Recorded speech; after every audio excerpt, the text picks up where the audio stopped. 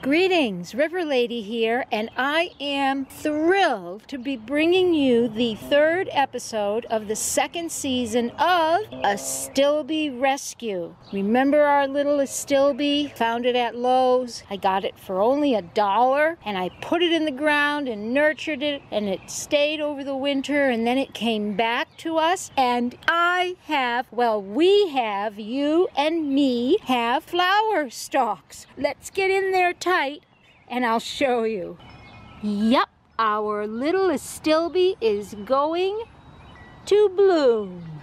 Look at that, flower stalks. Oh my gosh, she is going to give us flowers. I wonder what color she is. It's looking like it might be white, but I can't be sure. But still, she's going to bloom. Yay! I'm trying to back up without falling on my butt. Yay! So that's it. Short and sweet episode for the second season of Astilbe Rescue. Our little Astilbe is going to bloom.